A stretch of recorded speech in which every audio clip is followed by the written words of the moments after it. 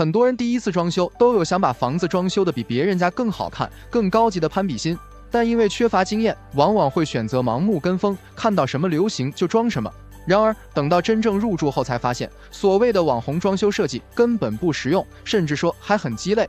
本期小东结合网友们的真实反馈，给大家总结了4个曾经被吹上天，如今却沦为笑柄的装修设计，劝你别再跟风了。1. 通铺哑光砖。全屋通铺哑光砖确实很美，不仅没有光污染，而且整体效果超像自流平。尤其是看到网上一些装修博主晒的美图，很少有人不心动了。然而很多跟风效仿的业主还没等入住呢，就纷纷后悔了。虽说哑光砖确实显高级，但它有一个致命缺陷，就是太难清洁了。有网友艾特婷婷家的果兜吐槽说，家里跟风铺的哑光砖肉眼可见的脏，拖也拖不干净，擦也擦不掉，真让人崩溃。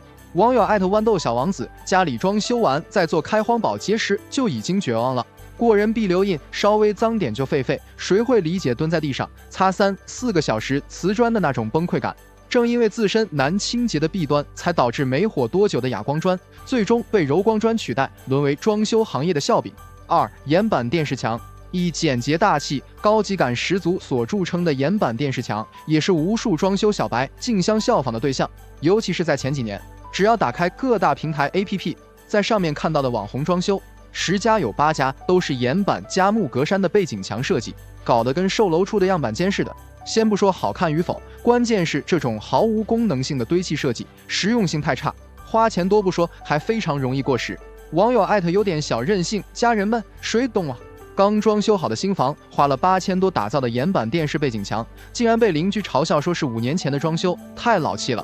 网友艾特薇薇安装修人生的第一套房，突然觉得越装越土气，特别是这个岩板电视墙，真是越看越觉得过时。明明看到别人家装的很高级，然而现实装到我家就是妥妥的不洋气。其实装修是越跟风越容易过时，简简单单的大白墙，软装以上，同样能装出满满的高级感，还绝对没有做岩板费钱。3. 隐形晾衣架。很多装修业主抱怨阳台挂个晾衣架太影响装修颜值，有需求就有市场，部分做晾衣架的厂商嗅到了商机，因此生产出了隐形晾衣架，一度销售火爆。所谓的隐形晾衣架，就是把传统晾衣架内嵌到吊顶里，达到眼不见为净的效果。但实际上，这个隐形晾衣架就是个伪需求，纯粹是个智商税。设想一下，哪个正经过日子的家庭，不是衣服天天洗、天天晾晒的？那晾衣架隐形不隐形，意义何在呢？而且这东西还存在故障率高、后期不好检修的弊端。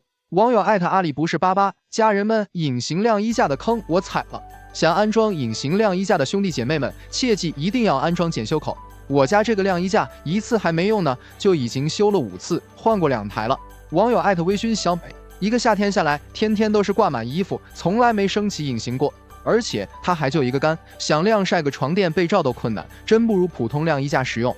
因为槽点太多，这个好看但不实用的隐形晾衣架，最终也跌下神坛，不受业主们的待见了。4. 半墙卫生间。讲真，看到这种半墙卫生间的网红装修，真的挺无语的。然而现实中却还有很多装修小白被误导，盲目跟风效仿的。我承认，网上那些干湿分离半墙卫生间设计，看上去确实简洁利落，但那都是没入住前的样子，只有样板间才适合。等到你真正入住以后，谁家浴室柜台面上不是摆满牙膏、牙刷、洗面奶之类的瓶瓶罐罐？这些花花绿绿的瓶子，再加上5颜6色的毛巾，都摆在外面，好看吗？而且半墙卫生间装修成本高，施工难度大，容易翻车，也是它实打实的弊端。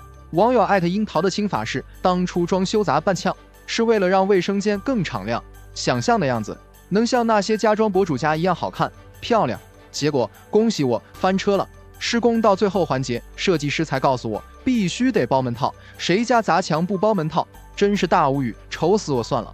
还有镜子智能买平面镜，好看是好看，但是牙刷、洗面奶、化妆品，你让我往哪放啊？网友艾特小花花重金打造的半墙卫生间，巨后悔，入住后才发现太乱了。我的天啊，真不知道当初是怎么想的。总之，家装还是要以实用性为主，这种无脑设计，劝大家不要效仿了。